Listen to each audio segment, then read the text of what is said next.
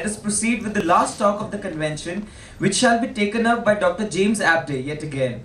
This time, he will address us on the best practices for the teaching economics and quantitative subjects. Sir, the stage is all yours. Many thanks indeed, and hopefully indeed caffeine is running through your bloodstreams at the moment. It's certainly running through mine. So the second talk of mine is about how best to teach quantitative subjects. We put economics there. Oh, well, thank you. Exciting. Okay, we're good, very good. Excellent. So this session is really how best to teach quantitative subjects. We put economics there. I would argue perhaps economics is somewhat of a halfway house between qualitative and quantitative disciplines. One can take indeed a very mathematical and quantitative approach to economic modelling, but also a more qualitative discussion about sort of economic policy, etc., etc. So our first session this morning, more about trying to hopefully convince and motivate you about the usefulness of quantitative skills in a wide variety of degrees. So let's suppose a student has been sold on pursuing a quantitative education. So how best to actually deliver that in the classroom? So I'd like to, this won't be very dense on theory and equations, because whenever one shows a student an equation, the typical facial reaction is like that, okay? And that's as far as the equations are going to happen within this. I believe this woman is called Taylor Swift. Is that right? I don't know much about celebrities, but there we go. So there we go. And that's a very common perception. Most people have a perception that math, statistics, these quant disciplines in general are somewhat boring, because they just see a load of dry equations, theorems, proofs, things like that. Now, of course, at the heart of quantitative courses, there will be the formulae. We can't get away from that. That's the very nature of what these disciplines are like.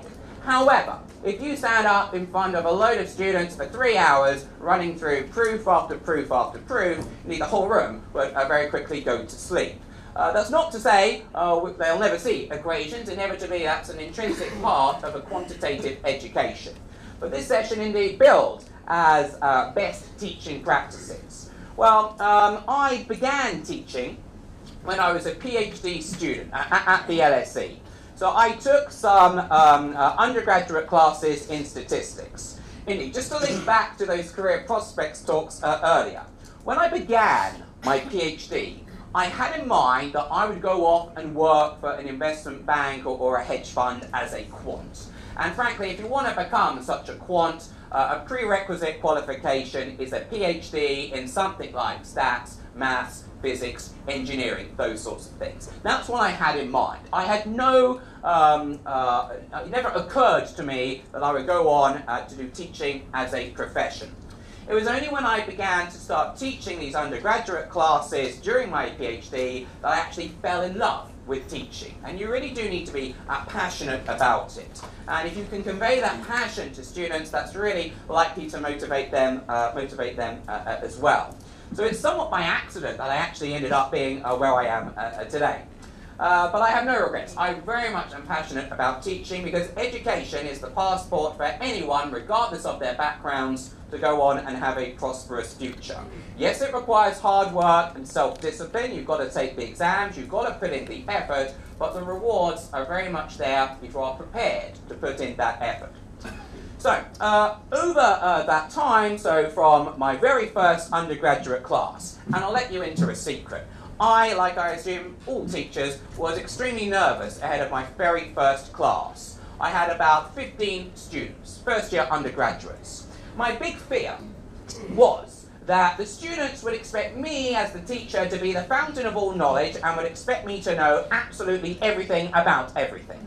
Well, I'm reasonably intelligent and reasonably well-read, and I know a fair amount of stuff, but there's a lot of stuff I don't know. So my big fear was that someone would ask me a question and I wouldn't know the answer. That's my big fear.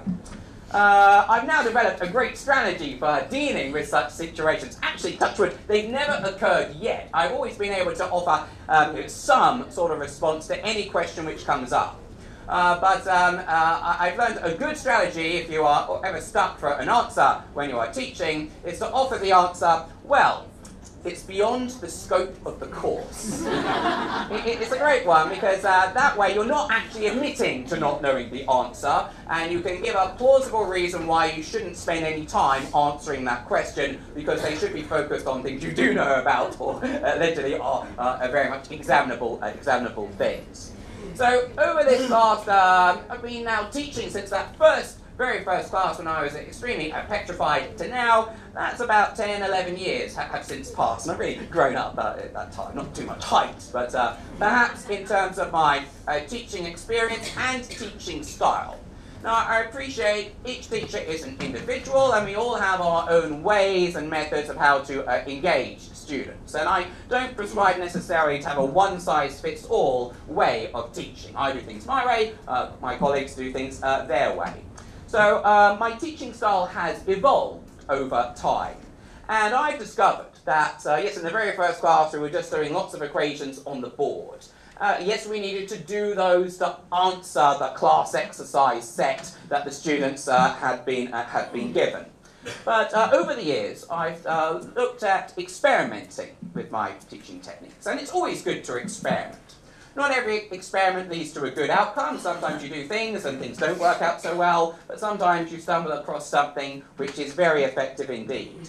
So with regards to quantitative disciplines, because it's full of all of these rather dry and abstract equations, it's helpful to have engaging classes if you can bring these things to life. So I try as much as possible to bring in real-world examples, sort of case studies, if you will, to illustrate points. Borrowing, I guess, a little bit from like an MBA education.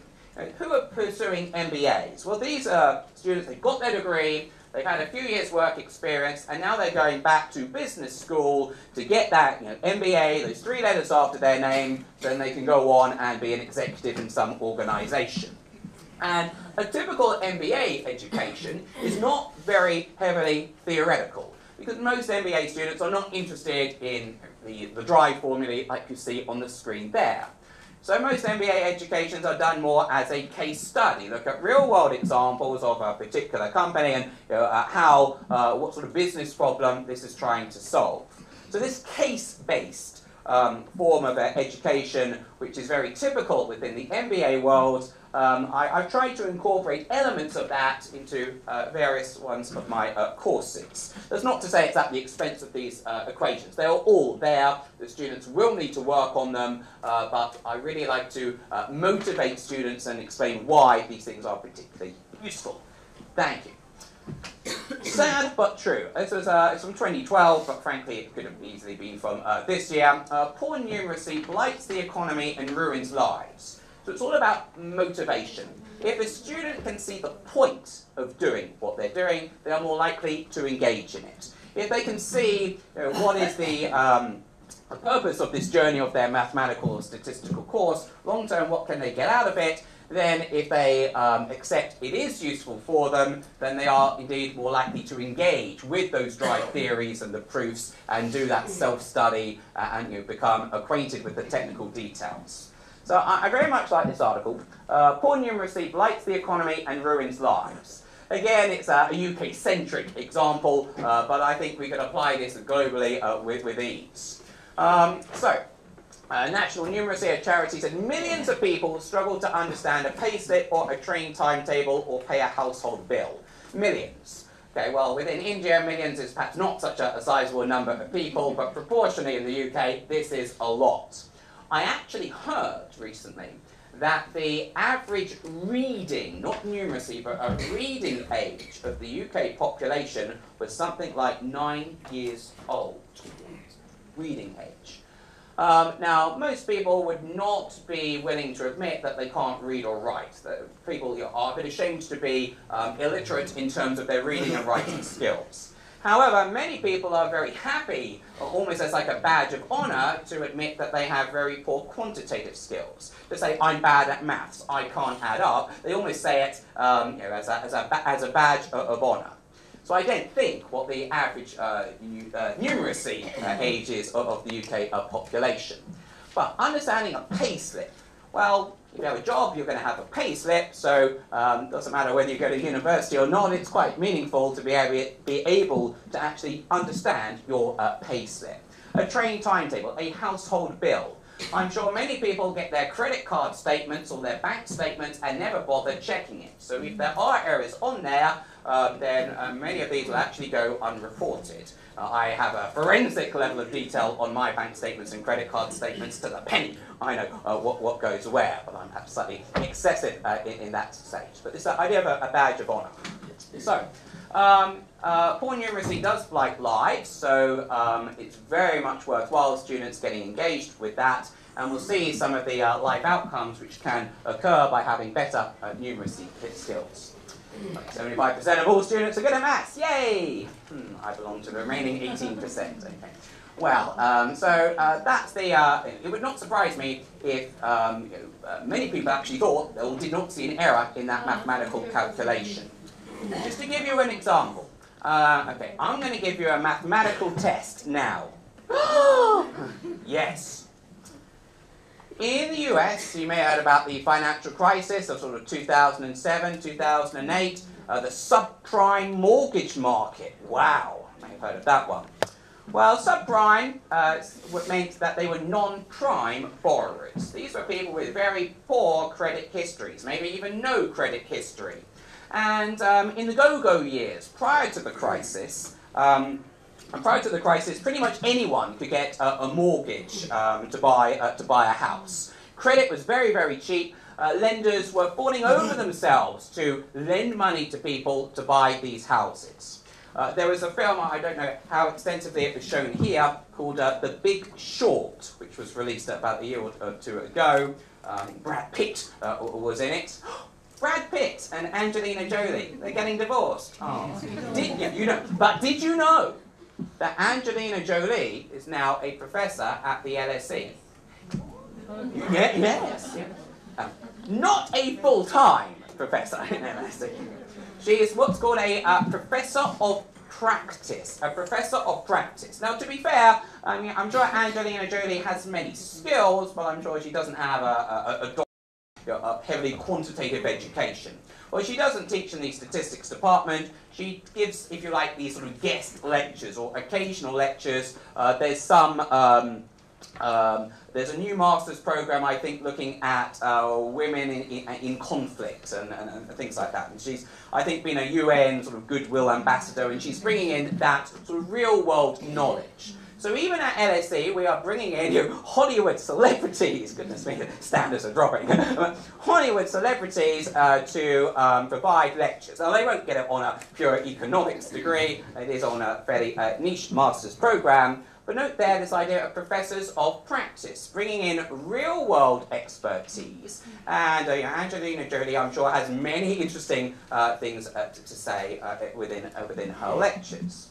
But this subprime mortgage, so The Big Short, it's, if you haven't seen it, it's a very good film. It's quite light-hearted, but it offers a very easy-to-understand way of explaining how this subprime crisis arose. Well, the reason I mention this, it's this idea of, well, your mathematics question to come up. Okay. Don't panic, it's going to be okay.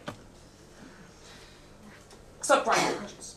So these were subprime borrowers who had very poor credit histories. So some researchers, after the crisis erupted, wanted to do some research into the numerical literacy of the subprime borrowers. Now, I forget exactly which institute did this research, but I do remember one of the results.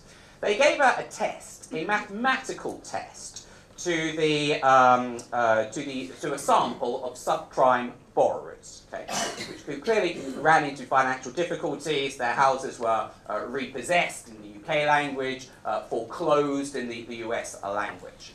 And they asked some mathematical questions. Given the time, I'm just going to give you one mathematical question. Okay. Now, I'll be nice. I will allow you to confer with your neighbour. So don't think you've got to do it on your own. And if you have a calculator on your phone, you're welcome to use that as well. Okay. You can debate this as much as you like. Are you ready? Yeah. Okay. There is a shop and there is a jacket. Okay. The original price of the jacket is £100. so let's do GBP. Okay. Of course, now with Brexit and the depreciation of the pound, that clearly is quite a bargain in many currencies now. So the original price was £100, but the shop is having a sale. There's a discount on the jacket. The jacket is having a discount of 50%. What I want to know, you can write this down and use your notepads and calculators, so it's £100 with a 50% discount. I'd like to know the new sale price of the jacket. Take your time. Wow, this is very good. You are clearly more numerically literate than the typical subprime borrower.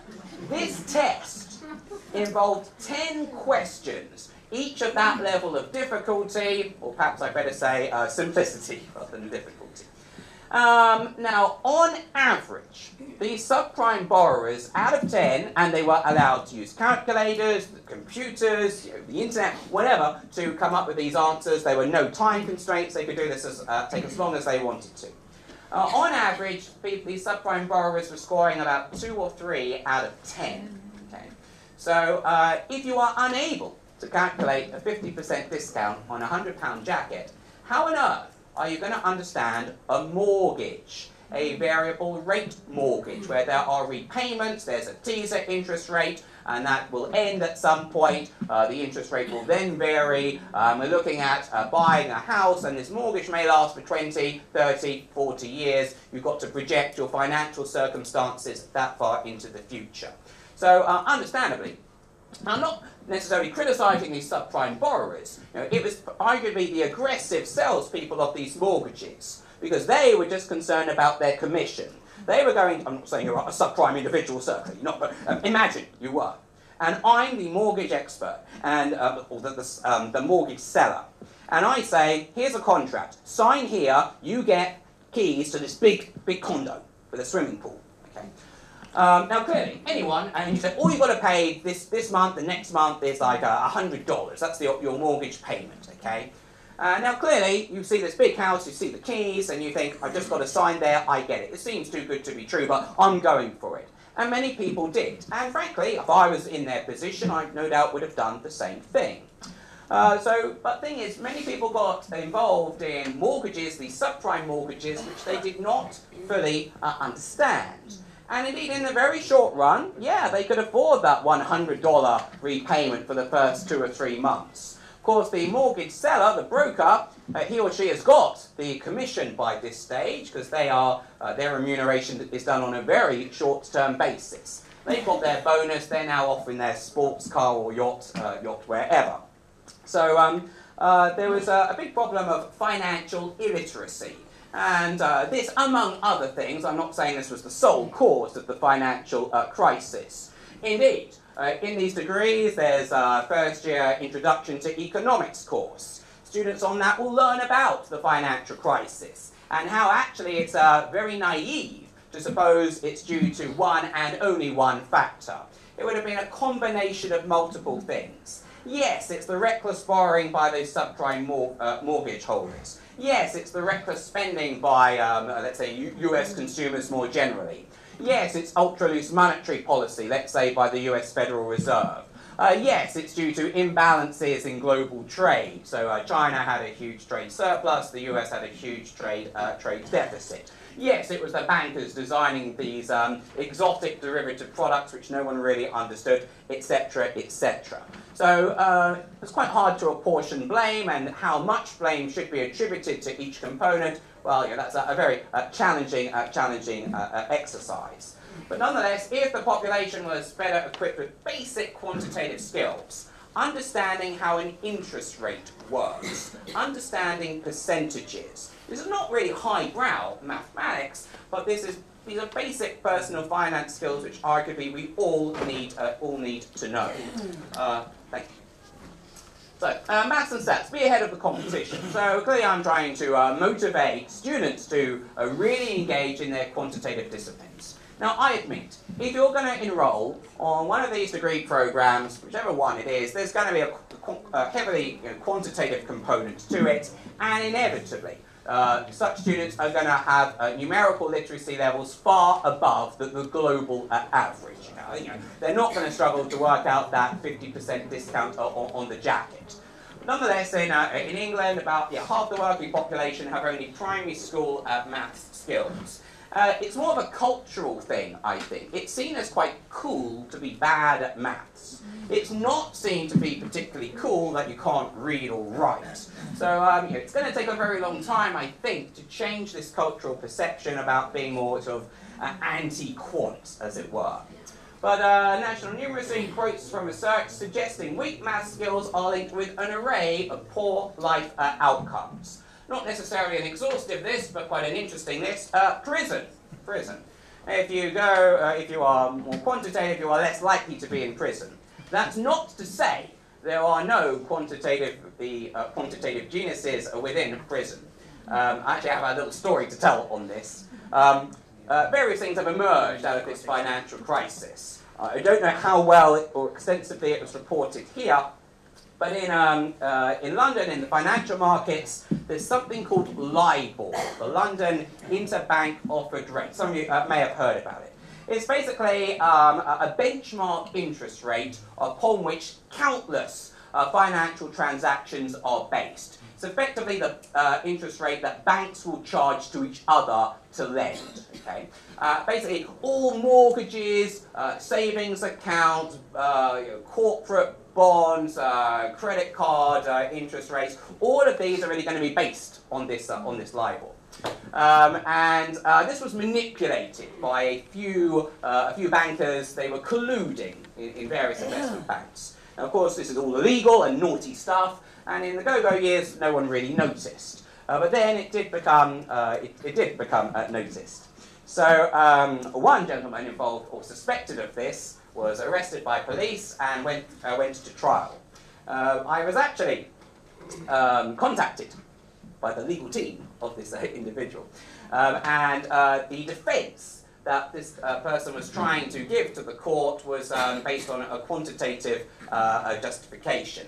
That as an expert trader, you would think you would have a better or a superior knowledge set over the average individual.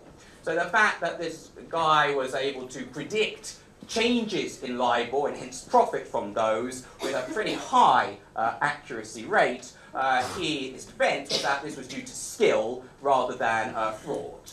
I was having a little dabbling with the defence team on that one. Very interesting. So there are a few quantitative people in prison, but they used their quantitative skills for criminal activities, but did sort of profit from those. Unemployment. More likely to be unemployed if you don't have your good quant skills, exclusion from school, poverty, long-term illness. Life expectancy wouldn't surprise me. I don't have hard figures to hand, but I would imagine people with quantitative backgrounds will tend to have a higher life expectancy. My ambition is to live to be 100. That's the target. Good. Thank you. Will I live to be 100? Hands up, yes. Sure. Not many of you. Hands up, no. Hands up, we don't know. Indeed, it's an uncertain world. It's called life expectancy for a reason, because no one knows how much longer they have left. It's an expectation. I'm in reasonable health. I have access to pretty good medical services, and I'm highly quantitative, so indeed I would hope to actually make that 100 target. But you are going to be very much ahead of the competition if you possess skills which other people do not. So it's all about the comparative advantage. Now, okay, we're looking at the working population generally. Let's now translate this to the graduate population. Of course, there are many graduates pursuing all sorts of disciplines, some highly qualitative, just as we have the quantitative ones as well. Within the quantitative set of students, of course, it's good if you are at the top, the most able of those quantitative ones, because these are going to be the people snapped up by the employers. You're going to take the best individuals first of all before those lower down. Thank you. So PACE is just an arbitrary example of a PACE there. So again, to motivate students. Now, I'm not saying all of my lectures are going to be based around these things, but particularly at an introductory level. Remember, it's always that very first impression you have of someone or something, and that really cements itself in the person's mind about whether they like this thing, person, or whatever. So, as perhaps more of an inaugural, an introductory lecture, these kinds of things are very good to motivate students about why they should engage with all of those theories, formulae, equations, which will come thereafter. So, a little example there, a pay slip. And appreciate most people would not actually understand every element on it. I find this shocking because, frankly, surely we all care about our own personal finances. Again, I have a forensic tooth comb to go through my payslip and make sure I've been paid what I'm meant to be paid. But look at this, pension things. So most people are unlikely to fully understand how pensions work. Of course, there are employer contributions, there are employee contributions as well. So just as people may struggle to fully understand their mortgages, it's unlikely that they fully understand their pension provisions too. I reckon a lot of people in the UK, and no doubt elsewhere around the world too, are going to have a very nasty surprise when they actually do reach their intended retirement age, when they actually do realise exactly how small their pension pot is. Then they have a choice. Either they don't retire and they have to keep working for another 10, 15, 20 years, or they do retire and have to accept a far lower standard of living than they had originally intended. How does this relate to our courses? Well, of all of those degree programs offered here, in the first year there's a course called Mathematics 1. It's indeed a mathematics course. However, it's not just dry formulae. There are applied economic and financial questions within them. And there's a nice couple of chapters on financial mathematics. So these are mathematical problems, but framed in real-world contexts. For example, a typical question is an employee is considering investing a certain amount of money each month.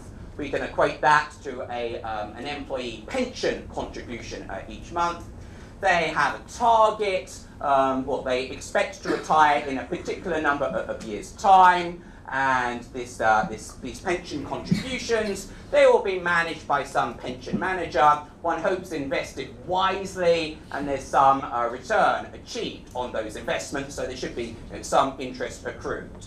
Admittedly, we are in an era, certainly in the UK, of ultra-low interest rates.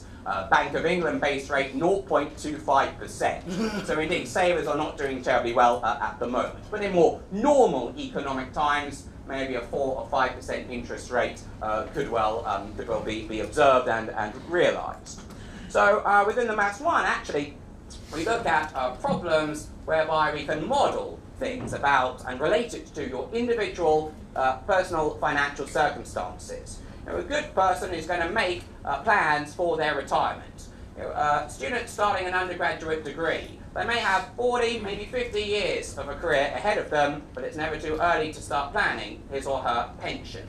So relating things to a payslip I find very effective, particularly on the pension arrangements.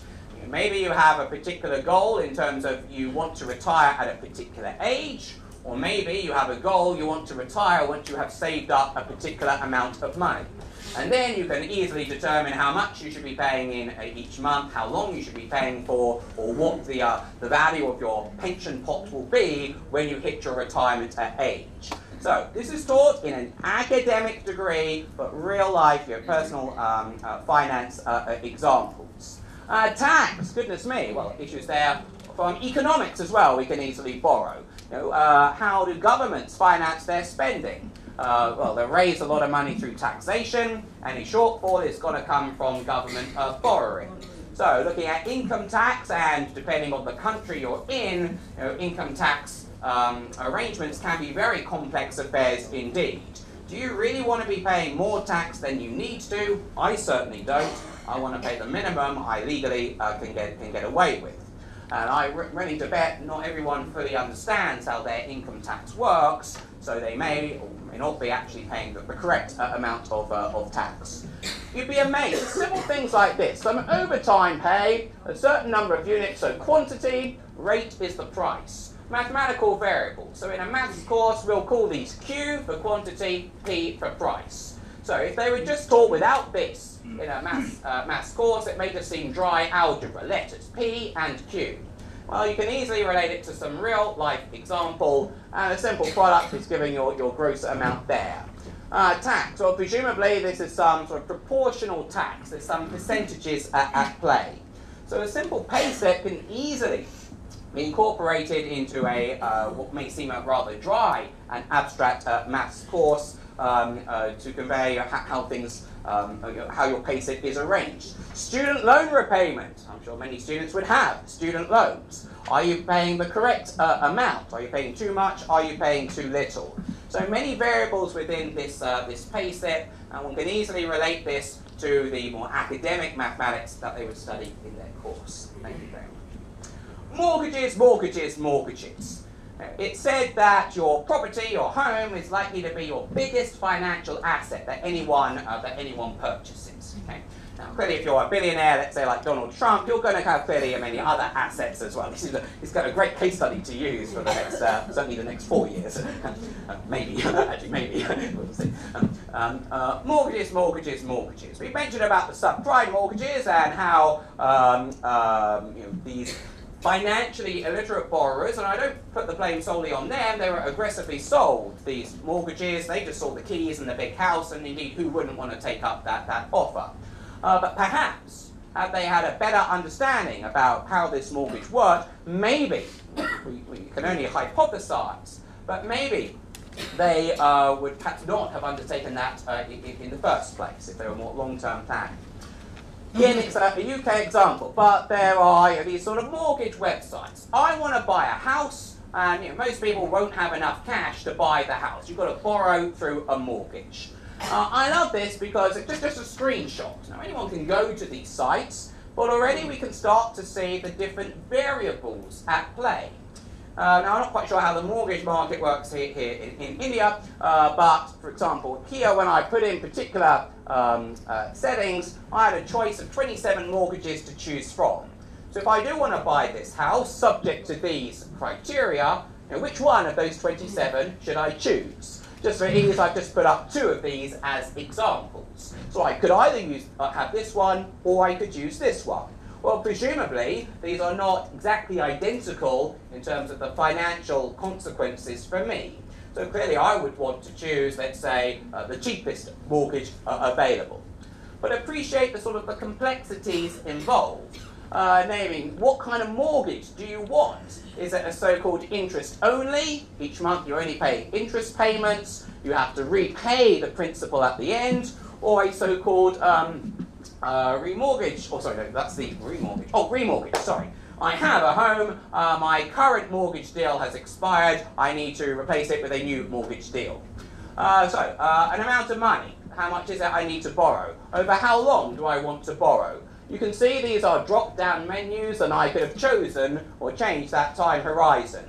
If I'm really successful, maybe I can pay my mortgage off in 5 or 6 years. I think that's rather optimistic. Most people's mortgages, 20 to 30 years time horizon. So 20 to 30 years is a long proportion of anyone's life. So these are very long-term decisions to be made. So capital and interest, that means each month you pay some interest and you're paying off a little bit of this principal each month.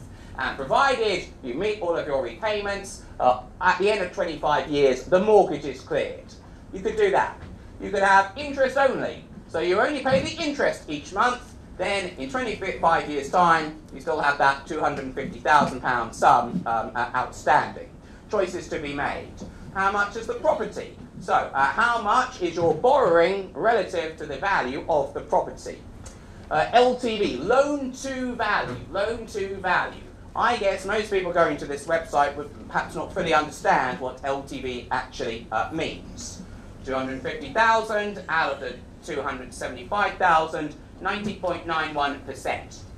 Note, pre-financial crisis. In the UK, you could get mortgages for something like 110% of the property value. You could borrow more money than the cost of the property. You might think, who on earth would do that? Well, imagine you are a first-time buyer. Let's say you've just got married, this is your first home.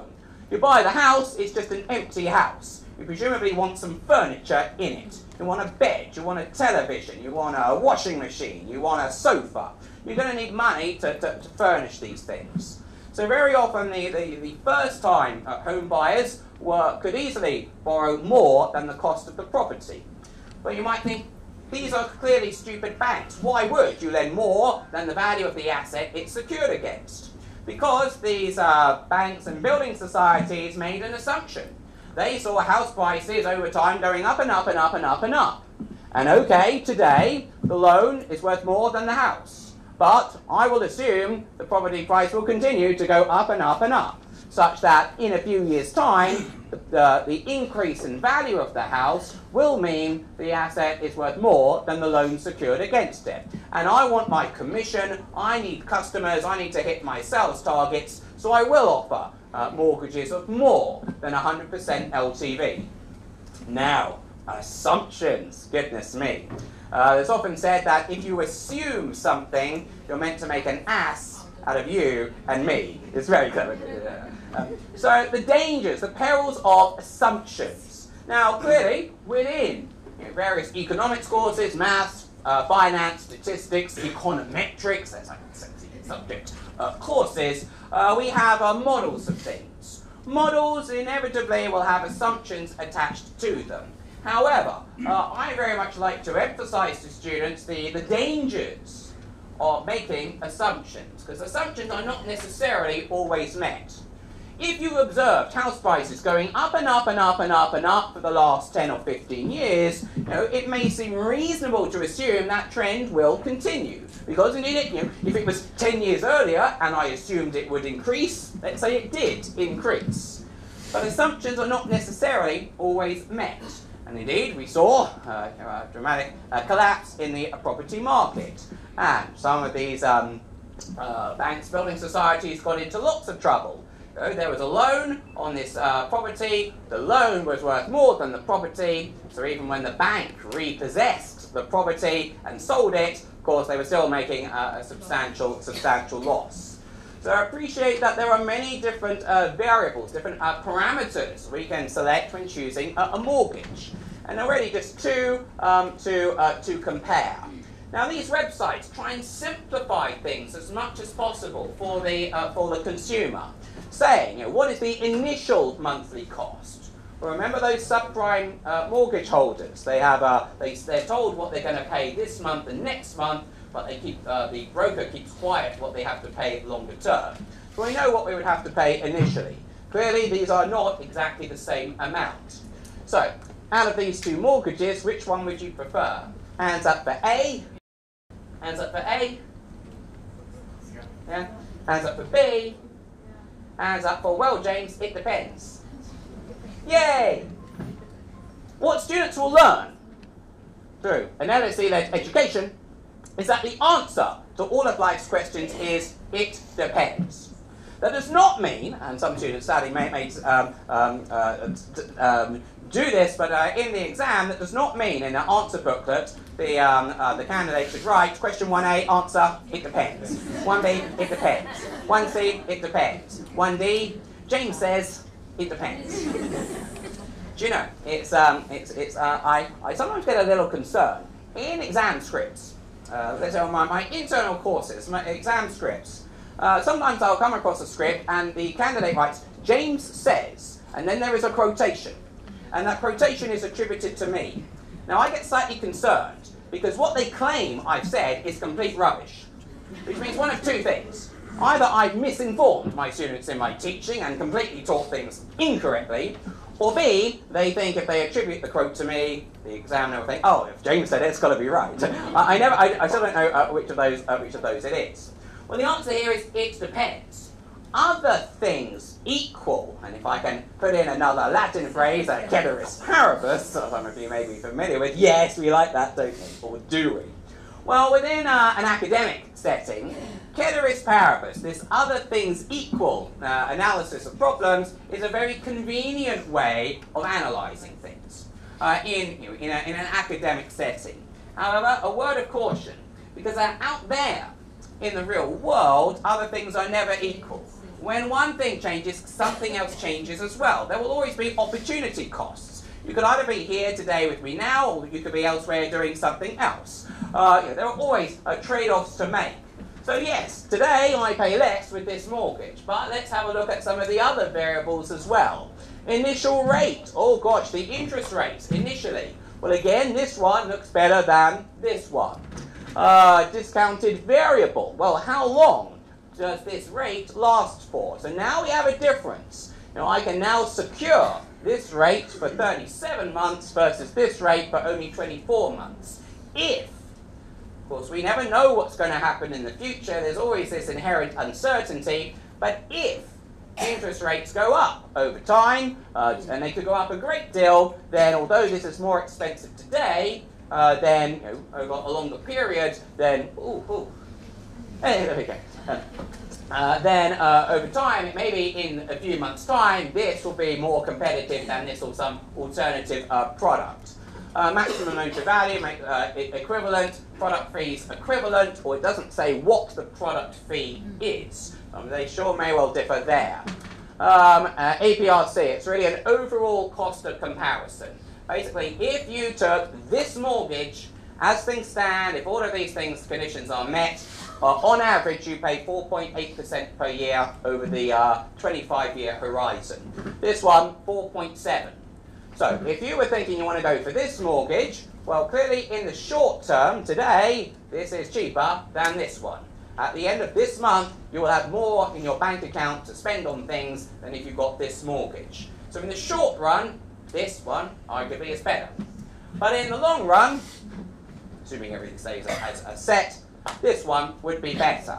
So short run versus long run. Now most people, I would argue, are short-termist. They see the benefits today. They don't care about the future. Let's just have the best life we can today and not worry about the future.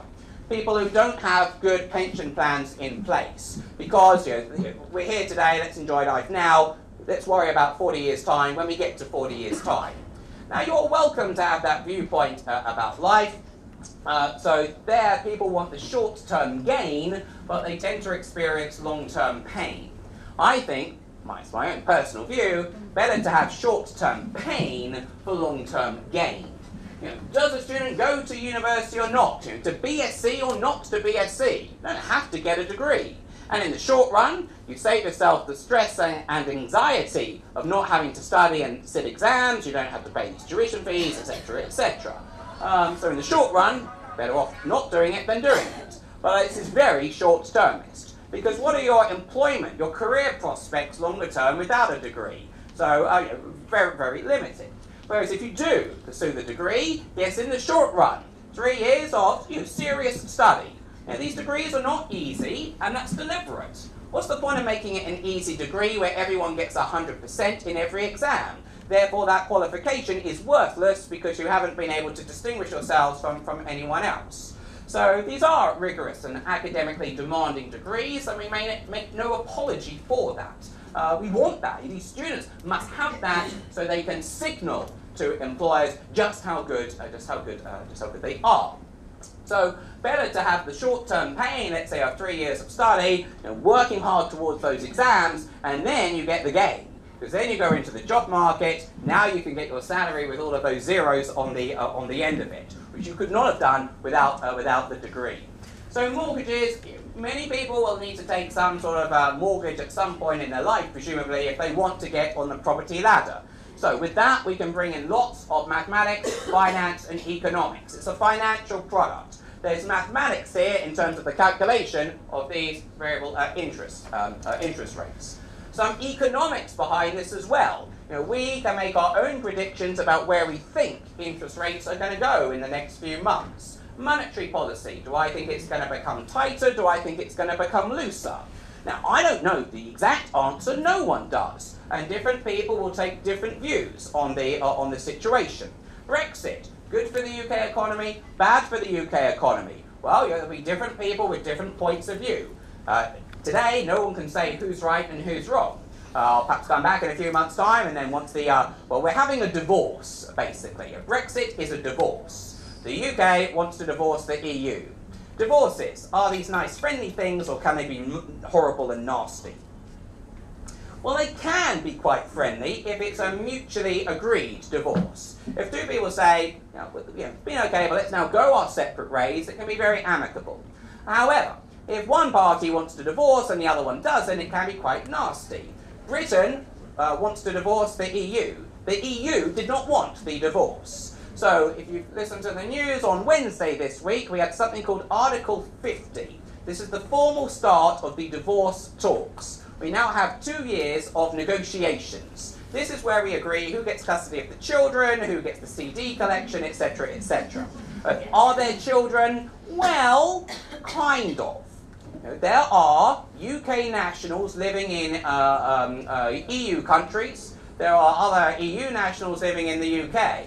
The immigration status of these people is a big unknown at the moment. Now, whether people should be used as bargaining chips in a negotiation, well, that's an ethical consideration for take your own position on. But in terms of what kind of trading arrangements we have post-Brexit, don't know. In terms of security cooperation, do we cooperate with our EU partners to combat terrorism? Well, again, we don't know. Big uncertainties there. But we can bring in economics, your personal view about monetary policy, where or when that goes. So in a simple real-world example, it's very easy to make links to really all of those main disciplines. So it's a very nice example. Thank you very much. Mind the gap. I don't know how many of you have visited London, but this is a snippet of the world-famous London Underground map. Okay, so I live there. So, do we like this map? Hands up, yes. Okay. Hands up, no. Hands up, well, James, it depends. So you haven't learned, it depends. I love this. It's not an academic example, but relates to exactly what we do in academia. Ultimately, we care about the real world out there. Okay? The real world is a very complicated thing. Okay? Particularly when we're looking at the social sciences. How does an economy work? Is Brexit good or bad for the UK economy? Well, it's a simple question. It's a very complicated answer. There are many, many factors at play. So within academia, rerum cognoscere causas, to understand the causes of things. We do our best to understand the real world. Now, clearly we don't understand the real world perfectly. We cannot predict when an earthquake is going to take place, or when there's going to be another volcanic ash cloud. We cannot predict if there's going to be a global pandemic. Ebola from last year, thankfully, it was pretty much contained. But that could have had the potential to spread far wider, and it could have knocked out half the human population. So sadly, some people did die, but fortunately, it was it didn't spread terribly far. So clearly, we can't predict all of these things perfectly. We don't have a full understanding of how the world works. But we try to, and we try to improve our understanding bit by bit. I would say today, we know more about how the world works than we did 10 years ago, 50 years ago, 100 years ago, etc., etc. Just as the amount of data we've collected in the last 2 years is more than was collected in humanity, no doubt the amount of academic research which has been conducted and published in the last 2 years, I don't have figures to hand, but no doubt is we are producing more research at a much faster rate than we were previously. We have better technology, better educated people. The global population, of course, has increased in size as well. So our understanding is not perfect, but it is improving bit by bit. So how do we get to understand the real world? Well, we try and simplify the real world. We have models of the real world. Now, I love this example of a model. So perhaps a simple definition of a model is a deliberate simplification of reality. This is a model of the UK, the London Underground network. Lines, and if I am a tourist to London, this is a great model. If my objective is to get from point A to point B, I can use this map, because it tells me the essential pieces of information. It tells me which stations are on which line. It tells me the order of those stations. We also have those points of intersection. So as long as you are not colourblind, if you are colourblind, this could be quite difficult, and couldn't read the actual station names, then you might have a problem. But otherwise, you should be able to get from point A to point B. So this is a deliberate simplification of reality. Why? Let's take the red line. This is the central line because it passes through central London from east through to west. According to this, the tunnel is dead straight under the ground. Dead straight under the ground. And according to this, these stations are equidistant. There's an equal distance between them. Anyone been on the London Underground system? Yay! Did you enjoy it? Yeah? Did you feel the tunnels were dead straight? No, it was a bit of a roller coaster ride, wasn't it? Yeah, and you're holding on for dear life. Okay. Yeah. So clearly, this map is a lie. It is a lie. This is not reality. That central line tunnel is not dead straight under the streets of London. It does meander. It does go around like that. However, if you're trying to get from A to B, do you actually need to know that piece of information? No. You just needed to know what this tells you. The colours for the different lines, the order of the stations, and those points of intersection between them. That's all you need to know. Everything else is not so important. When you did travel on the underground, did you go down one of those the escalators? Yes. Yeah? Was it a short escalator or a long escalator? Long. Long. Okay. So now this will depend on which line you're dealing with. I think the black one, the northern line, I think is the deepest tunnel under the ground. Whereas some, e.g. the yellow, is called the circle line. Why is it called the circle line? It goes around in a circle, doesn't it? Yeah? I mean, you all know what a circle looks like, yeah? Like that. Let's have a look at this circle. Edgeware road there. Okay, I can get on there. Yeah. Straight. Circle's not straight. Kink. Straight. Kinky, kinky, straight, kinky, straight, kinky, straight, and we can end up all the way at Hammersmith. That's not a circle, but it's a simplification of that. It roughly does go round in a loop. So this is a great example of a model. So models are not reality, but this is widely used, and it's been used for decades because it's very easy for people to use. So within academia, be it economics, or finance, mathematics, statistics, econometrics, business, management, in all cases we will build models to simplify reality. And we will hopefully build good models, which, although they are not reality, will hopefully provide a very good approximation to reality. So we're nearly done, but let's just let's ask you a question. Okay, I live that Edgware Road. It says 2 Edgware Roads. I'm on the brown one. Okay, these are distinct stations. They are close to each other, but they are physically separate. I live there. Suppose I wanted to go to Marble Arch. Okay, so you see this map. What route would you take? I could get the brown one, I could go down to Oxford Circus, I could change, and I could get the red one, and then I could go to Marble Arch. I could do that. This is another model of the London Underground system. This one is more geographically accurate. Can you just can you switch back and forward? Back and forward. Thank you. So, 2 models, 2 different models. Which model is better? Can you just go back, please? Hands up if this model is better. Okay, and forward. Hands up if this model is better. And hands up. Well, James, it depends. So I'm answering more than once there. Okay. So, this one is an alternative model. The colours are the same, but now we have something which is geographically accurate. Let's look at that red line. Okay, it was dead straight. Well, according to this, actually, it doesn't bend that much, but it's not a complete dead straight line.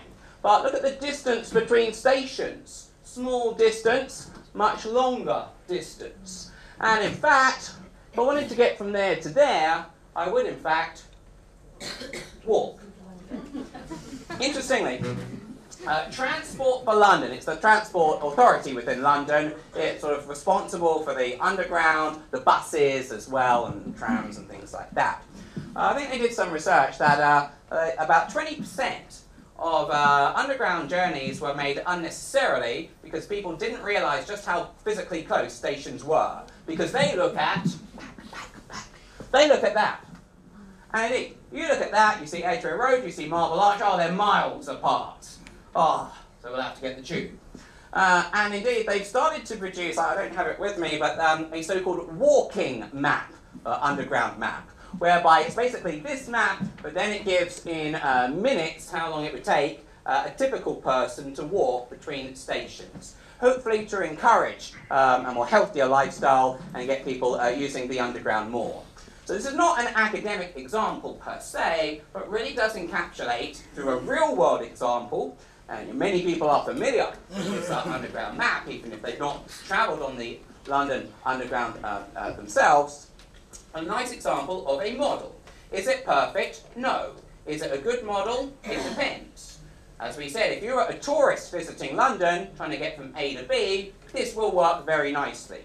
If you are an engineer, let's say you are the person responsible for maintaining the tunnel network, clearly this model is not good, because you need to know the exact distance between points. Presumably you need to know access points to the tunnel. Presumably you need to know the depth of those tunnels as well. And clearly for this would not be fit for purpose. So within your various academic disciplines, through the UL program, you will be introduced to modelling. Well, remember when you're a baby, you walk or learn to walk before you can run. Same with modelling. We come up with a very simple model first of all, and then over time gradually increase the complexity. Okay, other things equal, we value simplicity over complexity. But the simpler we make something, the further we depart from reality. So it's a trade-off. But better to walk before we can run. Let's get a basic model. Okay, very far from reality, but it's a starting point. And then little by little, we can make those models more complicated such that they get closer to reality. In, let's say, economics, if you were to pursue that, you would do an introductory economics course in the first year. Learn the basics, basic models. And then as you progress through the degree, you'll then cover the similar sorts of topics, but at a more advanced level each time. So clearly you're looking at more advanced material in your final year than you do in the first year. Then you can go off and do a master's degree and a PhD and make it even more advanced thereafter. Thank you. And thank you. I love this one. We're almost done. Brexit. Okay, now there's going to be huge amounts of research about Brexit in the coming days, months and years. So this is just one example. There are many things I could have shown you. Now, I'll give you an overview of what this is. It's a so-called scatter diagram. Data visualization, communicating data to a wider audience. Now, in this referendum, I think about 30 million people-ish voted. Okay, so in this one plot, we have actually got the results of 30 million voters, inevitably simplified. Now, I call this economically literate question mark. Now, the referendum was binary. You either vote to remain in the European Union or you vote to leave. Now, I admit, there are many reasons why people voted one way or the other. If we take a pure economic perspective, and let's be honest, it wasn't purely about the economy. Immigration, rightly or wrongly, was a concern for a large number of voters. So some people were perhaps placing immigration as more important than economics or the economy.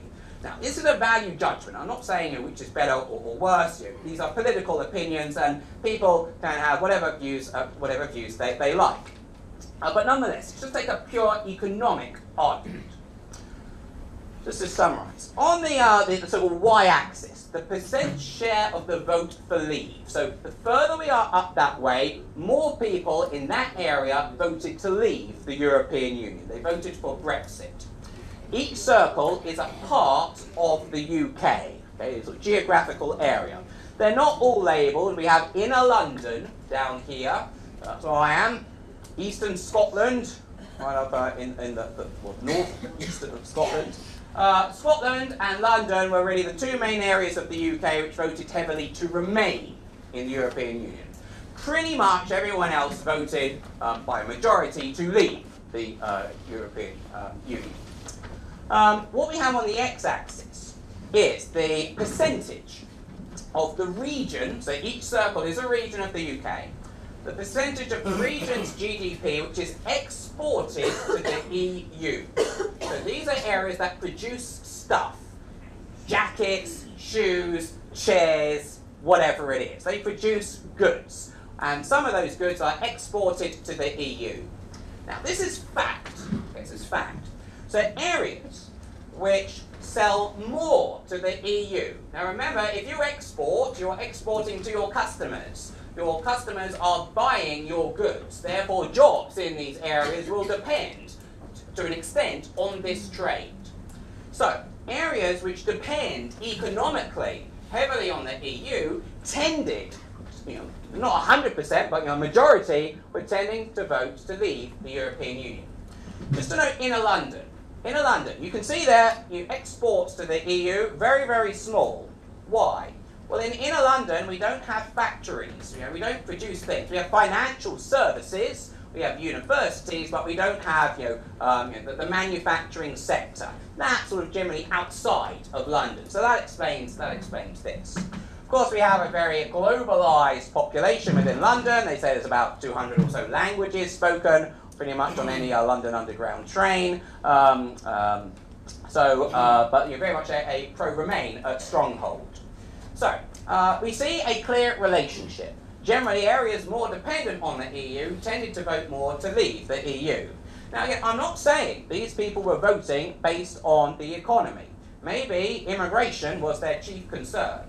However, where are most of the immigrants in the UK? I would say they're in central London or in some of the main cities. So, of course, there's the perception of the real world, and then there's reality itself. And sadly, in politics, often there's a big perception-reality gap. There's what voters think, which could be very different from the actual situation on the ground.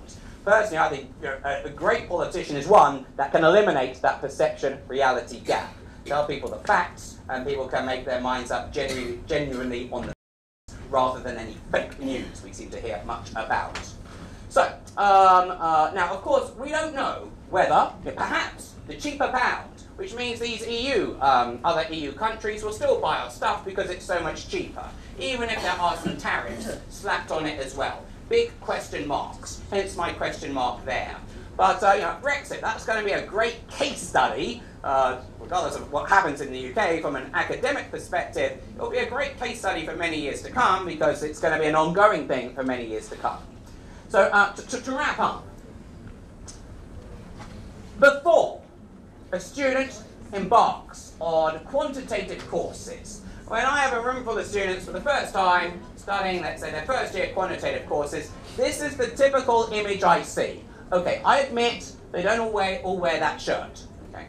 But you see the face. Could someone give me some words to describe that face? Lost. Confused. So you're thinking, what am I doing here?